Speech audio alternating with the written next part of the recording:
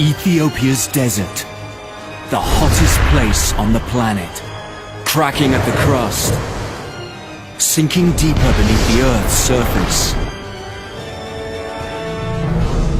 But while this hostile wilderness offers little opportunity for life, some of Africa's highest mountains rise high out of the ashes, creating an aerial oasis for some of the world's most unique and adaptable creatures.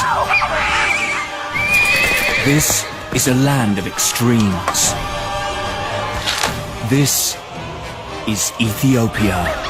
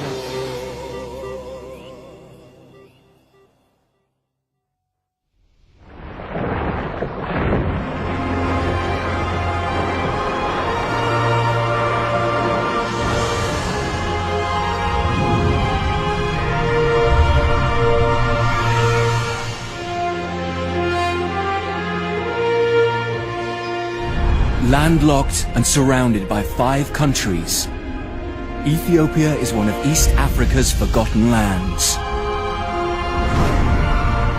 Seemingly passive deserts in fact seethe with fire.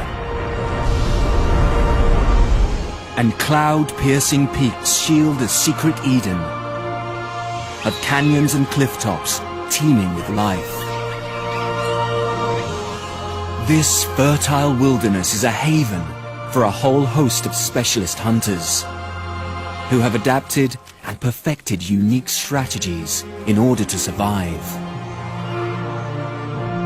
Deeply spiritual people have clung to parts of these mountains for nearly 4,000 years.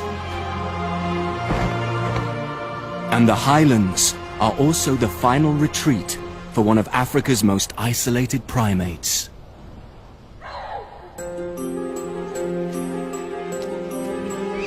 Gelada baboons are the last surviving species of a widespread group of grass-grazing monkeys, once found across the whole of Africa.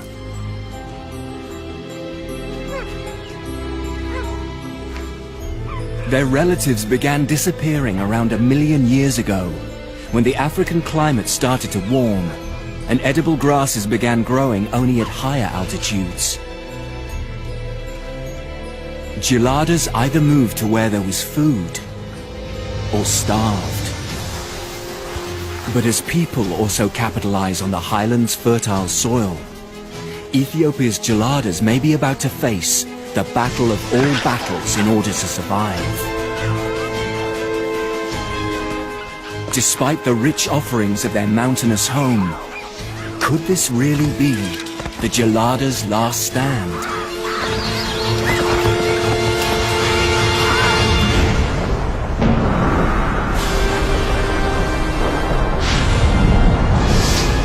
"75 million years ago, magma from deep beneath the Earth's surface forced upwards a huge dome of ancient rock 800 kilometers wide, giving birth to the Ethiopian highlands. Eventually, the tectonic plate beneath this enormous formation began to split and separate, sparking a chain of volcanic activity along what is now known as the Great Rift Valley.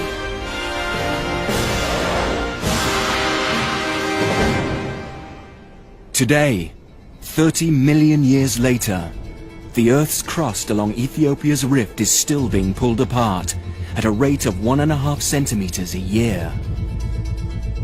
It is also sinking. The Danakil Desert or Depression is currently over 100 meters below sea level, making it one of the lowest points on the Earth's surface.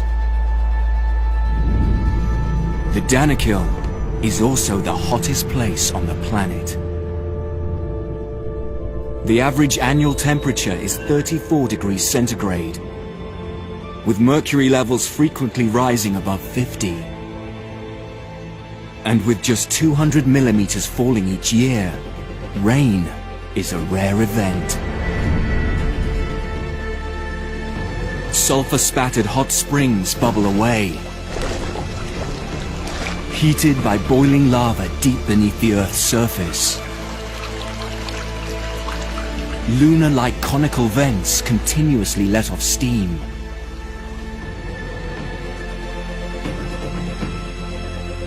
Around 1,200 square kilometers of the Danakil region is a giant salt plain.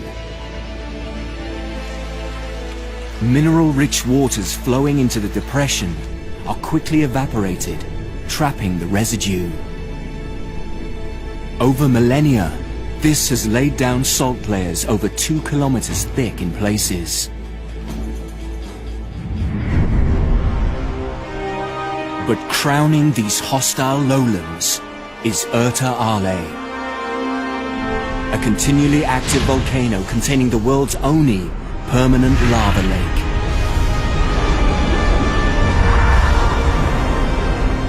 This sea of molten rock is more than half a kilometer across.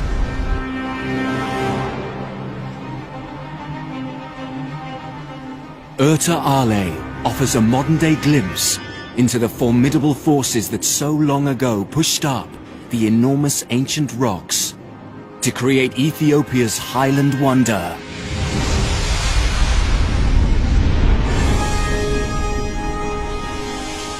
The roof of Africa.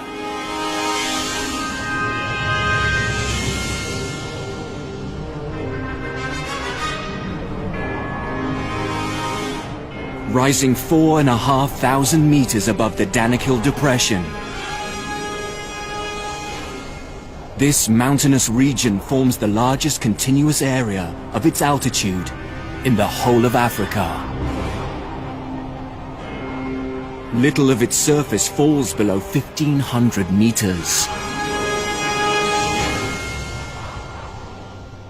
And the annual rainfall up here is around 7 times that of the parched land below.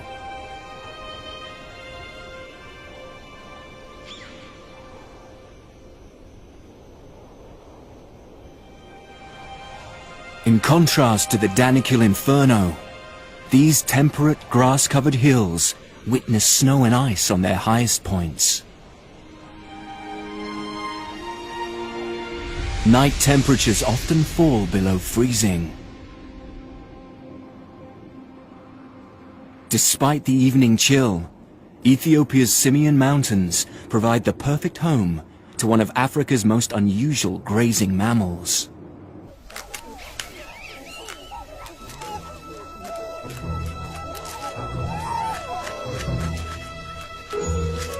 Unlike most monkeys, the gelada's diet is primarily made up of grass.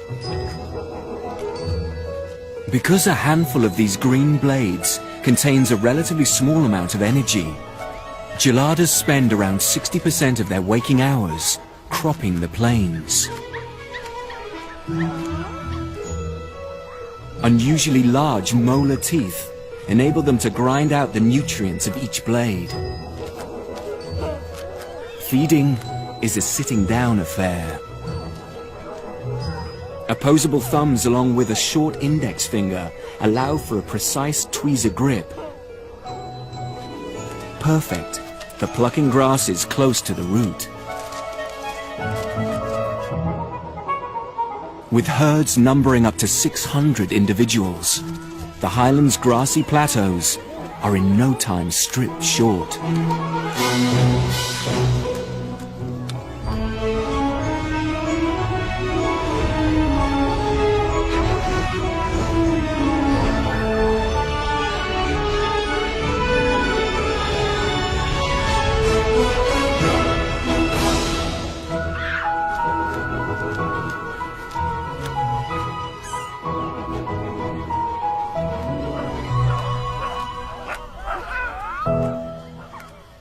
Geladas are the only primates to have a pink hourglass-shaped skin patch on their chest.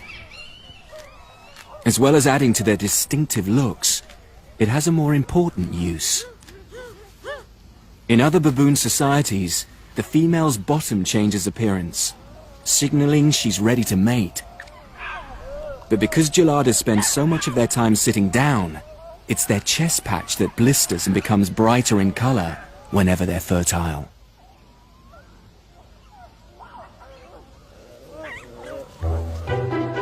After breakfast, there's no better way to unwind and relax than a good rummage through someone else's fur.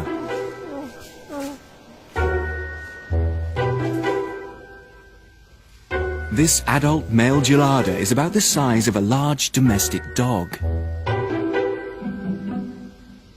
He's the head of his own harem, made up of around a dozen females and their young. Although grooming also helps reaffirm social bonds throughout most of the group, it seems this alpha male would be far better off scratching his own back, not wasting his efforts on the females. Despite being the so-called boss, it's actually the women who call the shots in this society. Where to walk, when to eat, including when it's time for their leader to be replaced. Bands of bachelor males roam the outer perimeter of the herd, looking for signs of weakness, looking to catch the eye of any one of the females.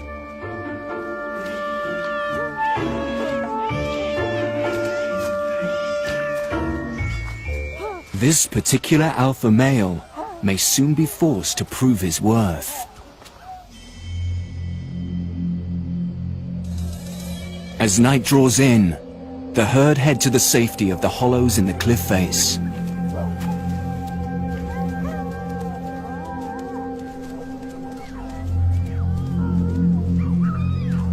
Long, thick coats of hair may protect them from the cold night air, but would offer little defense against the tearing teeth of the mountain's most notorious nocturnal predator.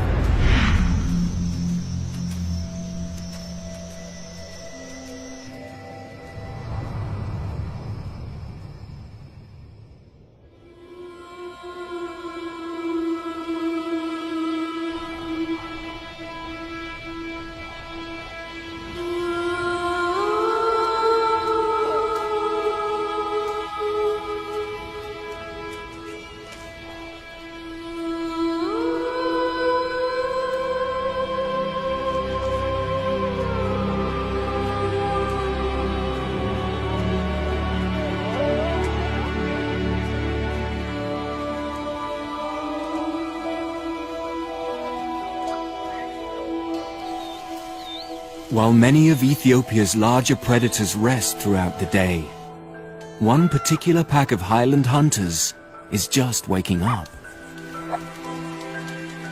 Ethiopian wolves evolved from a grey wolf-like ancestor,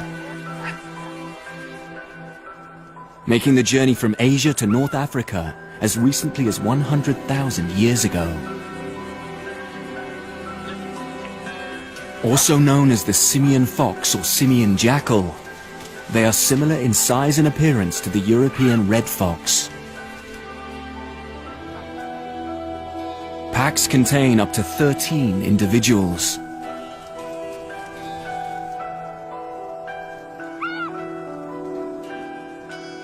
Like all wolves, this carnivore has excellent hearing and a highly sensitive sense of smell. Already, something's caught this hunter's attention.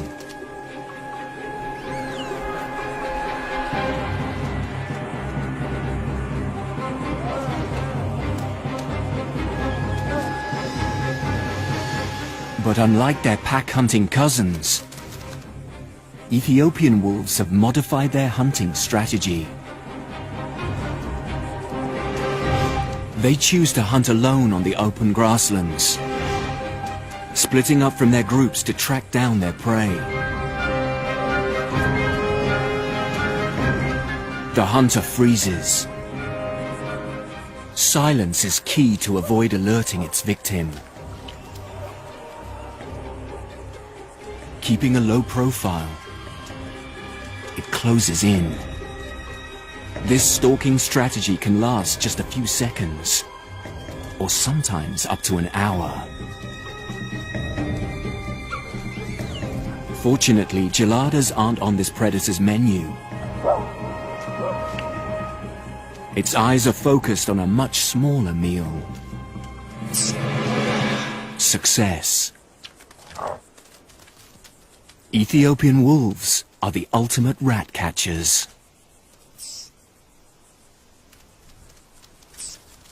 Of the species living on the plateau, small grass rats are the most hunted prey.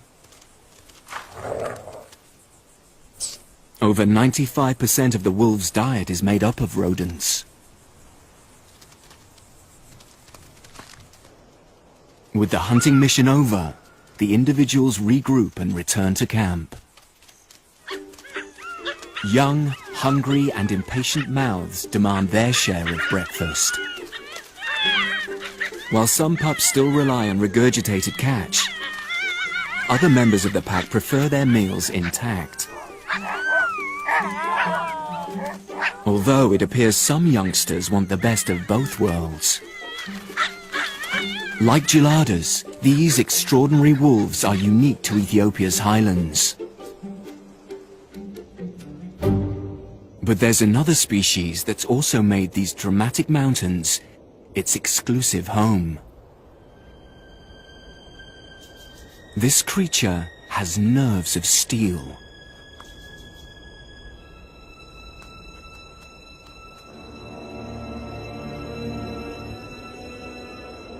Balancing on the edge of a rocky ledge, a 500-meter drop just a few centimeters away. It seems completely at ease with the terrifying steepness. But like all mountain goats, Walia ibex have feet specially adapted for a life on the edge. Their hooves have sharp edges and concave undersides, which act like suction cups, gluing them to this ever-challenging terrain.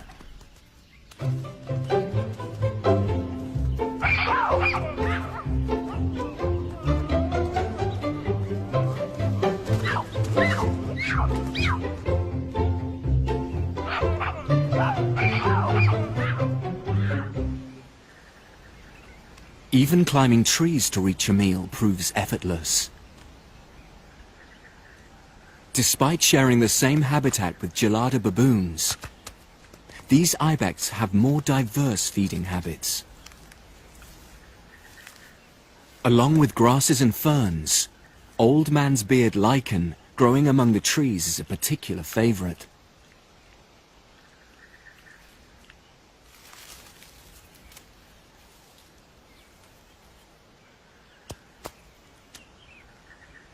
Male ibex spend the majority of their time living together in small groups, while females opt for a more solitary existence. But during the mating season, this grouping pattern changes. The females form tight-knit nursery groups, while the males put their friendships aside as soon as they get wind of the fertile females. Although their meter-long horns make for perfect back scratchers, they have a more important use at this time of year.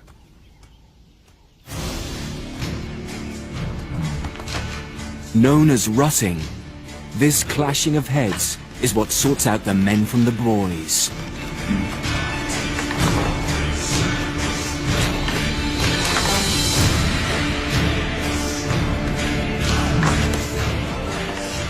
As one battle is decided, another challenger steps forward.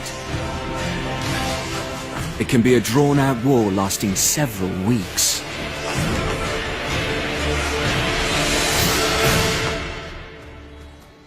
The eventual victor gets to dominate the female herd, increasing his chances of siring the most offspring.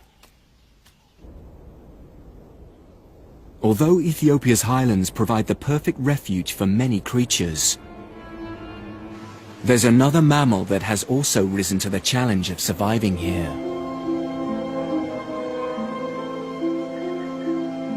Over 2,000 years ago, just 50 kilometers further north along the Highland Plateau, man made his mark here at Axum.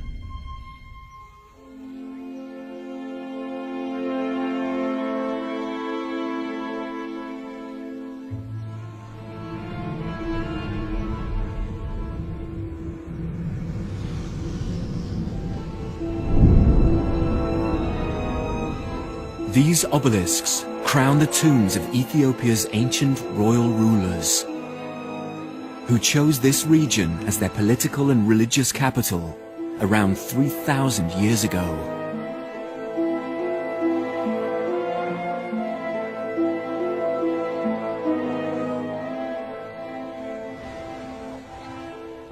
Carved from granite, with some towering over 30 meters tall, these memorials were seen as stairways to heaven.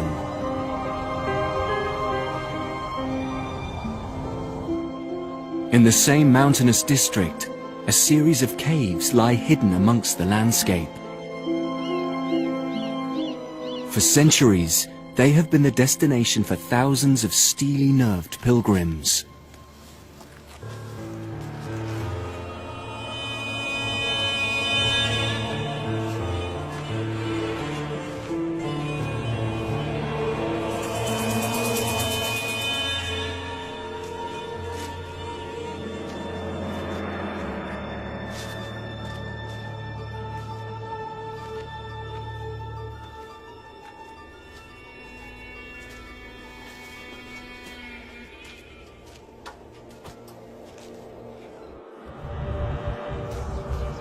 Cut out of the solid rock face, this Christian Orthodox church is one of 100 or so, perched high up within these vertical cliffs.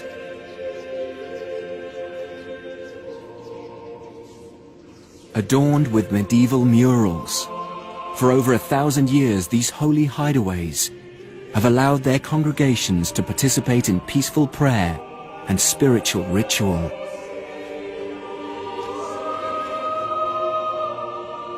Founded back in the 4th century by a shipwrecked Christian, Ethiopia's Orthodox Church is one of the oldest established churches in the world. While mountain priests continue to conquer the high life, another group of people have lowered their sights, but taken on an even greater physical challenge.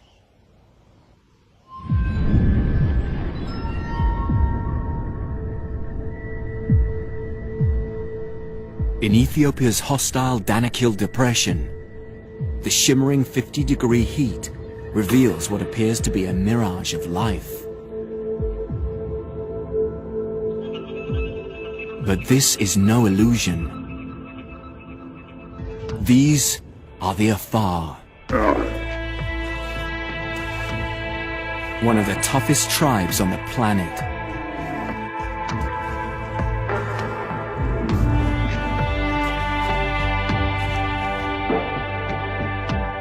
For centuries, the Afar have dominated the Danakil Desert, once one of the only trade routes in and out of Africa. These nomadic herders were among the most powerful and hardy tribes on the continent. Not only did they provide the camel trains needed to transport goods, they were the keepers of Ethiopia's secret gold, otherwise known as salt. This essential human commodity was once so valuable it was traded ounce for ounce with the southern continent's gold reserves. Beneath this dry and desolate moonscape lies a seemingly endless and still expanding reserve.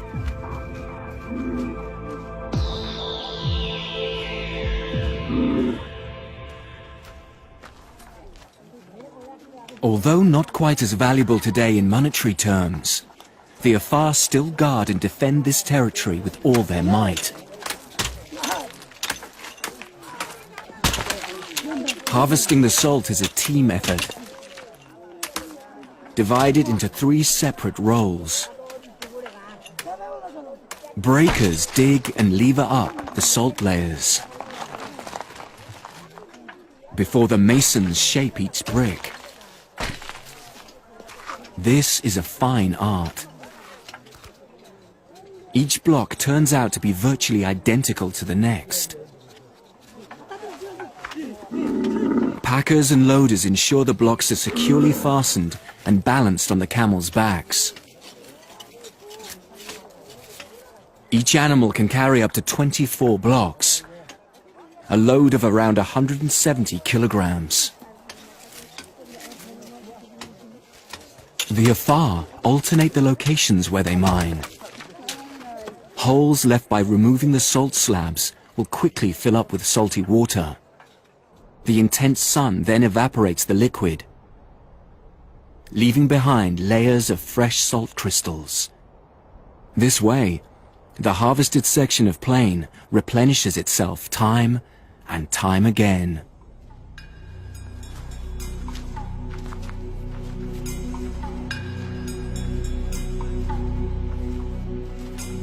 Once fully loaded, the 50-strong camel train begins the 2-week trek up to the temperate highlands. Eventually, the salt will be traded and distributed to the mountain region's various markets. As one group of hardy warriors scrape out a living in the desert, in the Gelada-inhabited highlands, another gang of primates face harsh challenges of their own. This group of Gelada bachelor males are planning a raid. The harem's alpha realizes he needs to act fast if he is to protect and retain the support of his much-prized females. Pulling back his highly elastic upper lip over his nose, he reveals 2-inch-long canines. The message to these potential challengers is clear: back off, or I'll attack. But one of the bachelors appears unfazed by the threat and stands his ground. Left with no other option, the harem's alpha male attacks.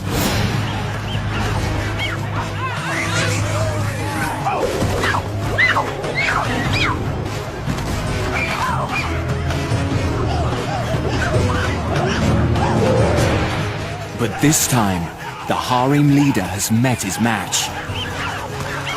He finds himself on the receiving end and is forced to take flight.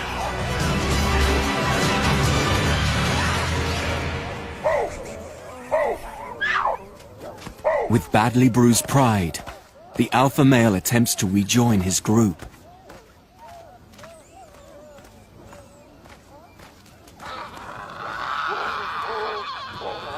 But the battle isn't quite over yet. The victorious bachelor male moves in to claim his prize. But it's soon apparent defeating the alpha is only half the battle. Because it's the females in Gelada society who set all the rules, this bachelor receives the wrath of the women, who send out a clear message of support for their current leader.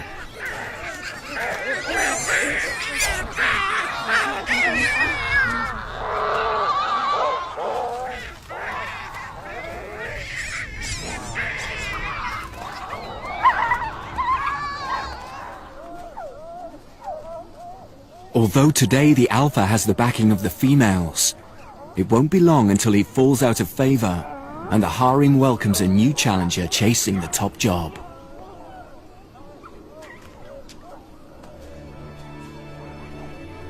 Fortunately, competition and fighting over food is a rare occurrence up here in the abundant grass-covered hills. But relatively recently, another mammal has realized the value of the highlands' fertile soils.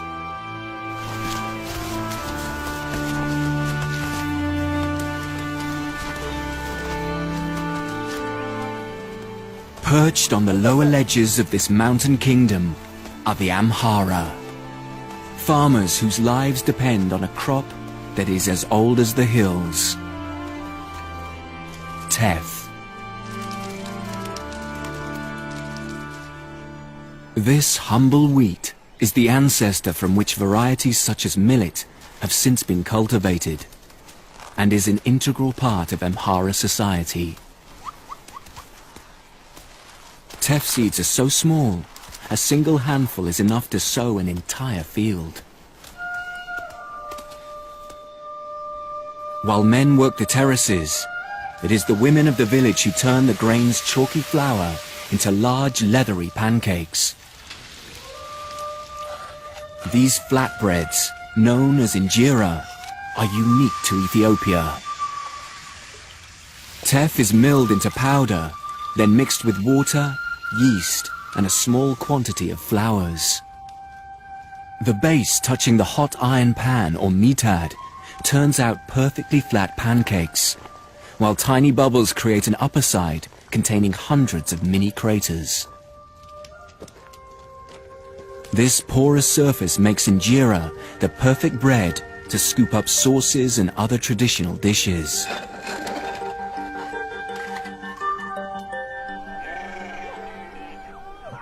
As well as farming crops, the Amhara also maintain herds of cattle, sheep, and goats.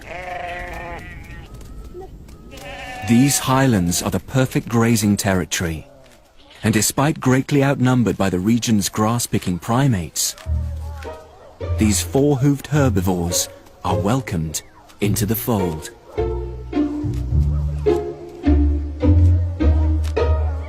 But when it comes down to invading personal space, there are limits. An arm's length appears to be the accepted distance, although some of the younger members of both groups haven't yet got the message. Gelada females only give birth once every other year, so babies can enjoy the undivided attention of their doting mothers right up to their second birthday. Females' teats lie so close to the center of their chest, youngsters are often able to feed from both simultaneously. Once refueled, baby geladas get straight back to business. Play fights, somersaults, and roughing up your best friend are daily necessities. The youngsters appear indestructible, as their seemingly fragile bodies bend in two and survive plummets of several meters.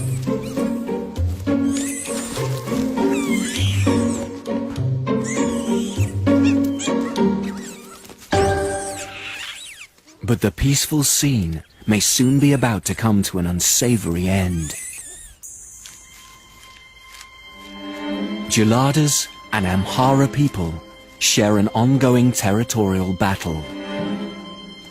And these shuffling simians are getting uncomfortably close. This farmer's crop would be easy pickings for such a voracious gang of grazers. No fence would be high enough to deter such agile climbers.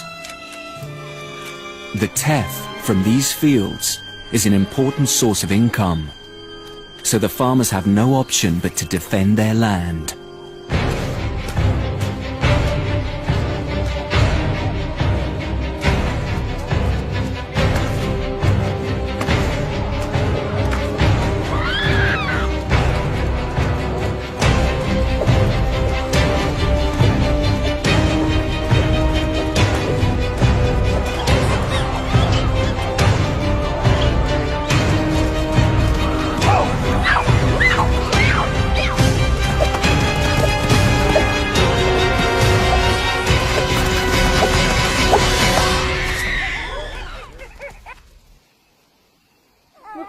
Losing your grip on these steep cliffs can have severe consequences.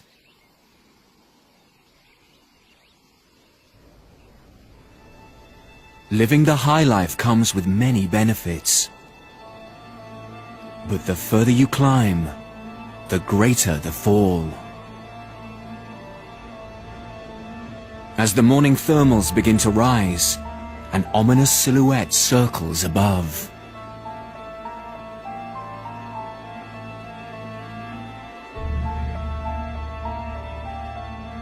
The arrival of the Highlands Undertakers confirms the demise of one of the mountain's monkeys. At over a meter tall, lappet-faced vultures are one of the largest scavengers in the region.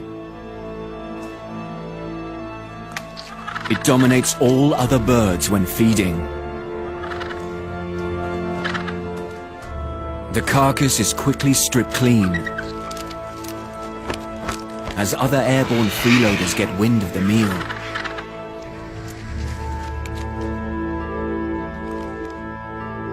Thick-billed ravens are the last to give up, as the sight of bare bones signals an end to the feast. But for one avian predator, a cleaned-up carcass is cue for a banquet to begin.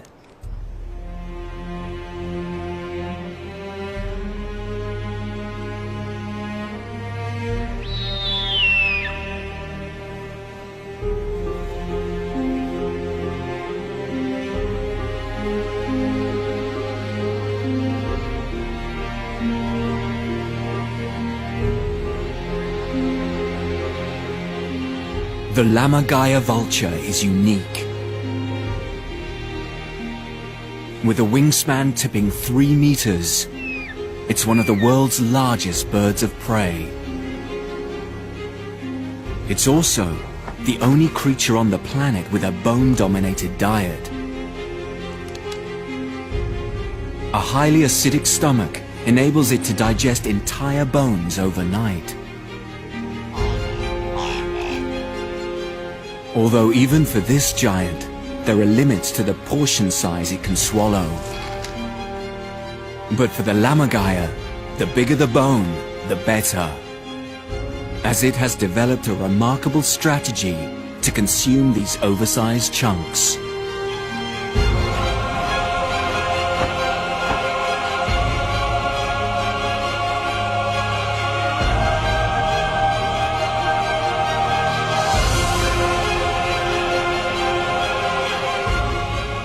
After reaching a height of around 200 meters, it's time to let go.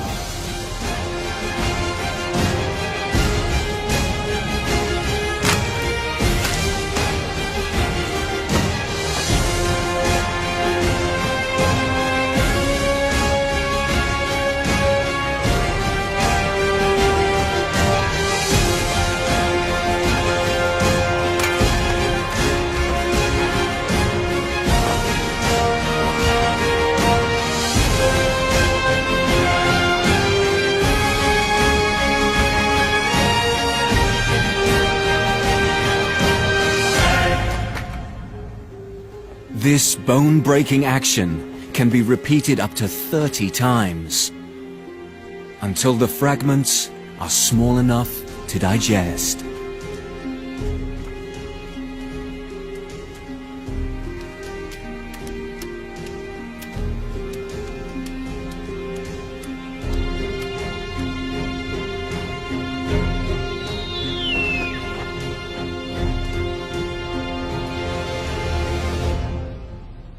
South of the highlands, in Ethiopia's Omo Valley, lives a bird that has a unique trick up its sleeve when it comes to obtaining food.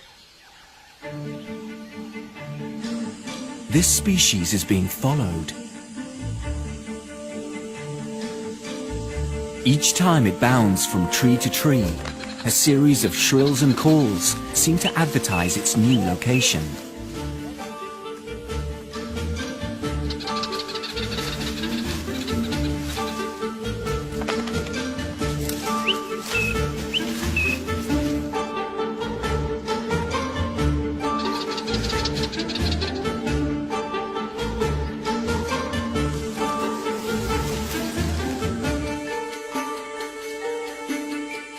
Eventually, the bird reaches its destination and the hunters close in.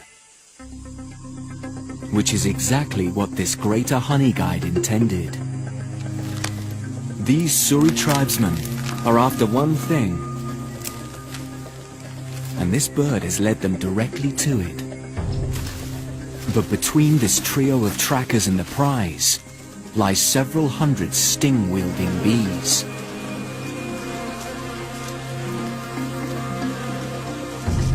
To bypass these guardians, the hunters draw on an age-old secret weapon.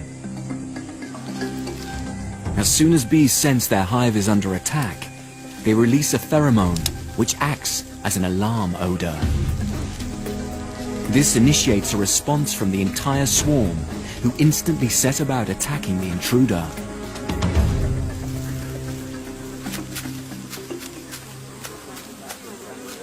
The hunter blows smoke into the nest. This not only dulls the bees' alarm receptors, it also causes them to instinctively gorge on their honey. This feeding response comes out of fear that they'll have to relocate their hive due to a potential fire. The gorging also has a pacifying effect, making them less likely to sting. Once the honey is collected, the tribesmen need to complete the final part of their mission. After waiting patiently for over half an hour, the honey guide finally gets its share of the deal. Honey guides are one of the few birds that have specialized enzymes, allowing them to digest beeswax. Along with the odd insect larvae, it makes up the majority of this species' diet. Without the hunters or another honey-seeking animal's help, the bird wouldn't be able to access the wax hidden deep within the hollow of the tree. Should the tribesmen fail to reward their assistant, legends state next time it could take revenge by leading them to a waiting lion or venomous snake. As well as collecting honey, the Suri people are farmers, keeping a large number of cattle and other livestock. These fertile pastures, bordering the Omo River, enjoy a mild climate with heavy rainfall. Perfect for raising cows, which are an important status symbol for the Suri. Not only do the cows provide milk, during the dry season they're also the source of another protein-rich, thirst-quenching drink. One of the tribe's teenagers takes aim and makes a small incision in the side of the cow's neck. Around 2 liters of blood is collected from each animal once a month. Each bowl is consumed instantly before the contents begin to congeal. The Suri rarely eat their cows and will only kill them as a sacrifice on very special occasions. Men are judged on how many cattle they own and begin caring for their calves from the age of 8.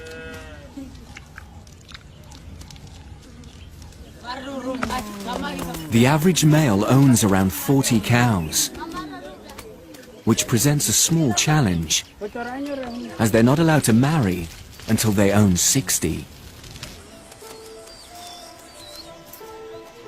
Suri women are some of the most recognizable tribespeople in Ethiopia. These teenage girls have recently had their lower lips cut. The incision is held open by a wooden plug until the wound heals, and then progressively larger plugs will be inserted over a period of several months.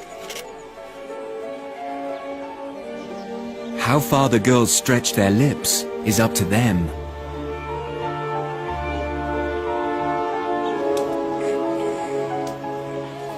But the larger the clay plate they are able to hold, the more desirable they become to a future husband. It isn't known exactly why lip plates were first used. Some believe it was meant to discourage slavers from trading the women. But to the men of the village, it is a sign of beauty. The larger the lip plate, the greater number of cows they must pay for a bride.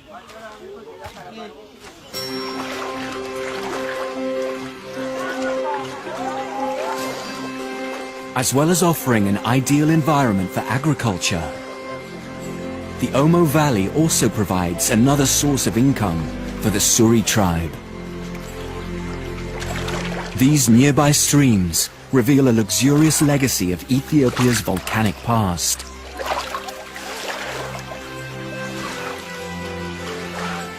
Along with honey, the gold panned from these streams is taken to market and often traded with the people of the highlands, including the teff-growing Amhara.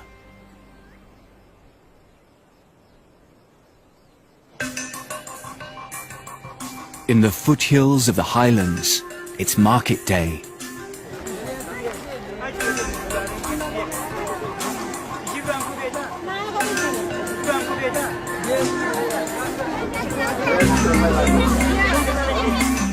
Salt from the Danakil arrives via the Afar people's network of dealers, while Amhara women prepare to trade their teff with buyers from far and wide. The range of goods on offer is endless. While these young Oromo men haggle over the price of rock salt, another member of their tribe is on the lookout for a more unusual product. As the market comes to a close, money changes hands for a much prized